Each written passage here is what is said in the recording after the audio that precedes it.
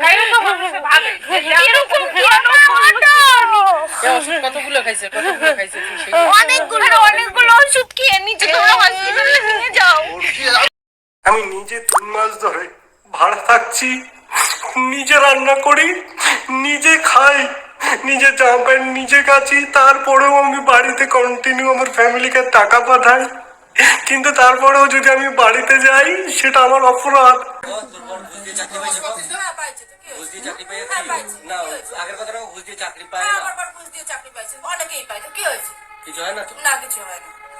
তো এনার বর ঘুষ দিয়ে চাকরি পেয়েছে আর এটা কন্টিনিউ কেসও চলছে। এরপরে এনার বরের ফটোটা আমি অ্যাড করছি, এটা হচ্ছে এনার বর। পিএফ আছে। তো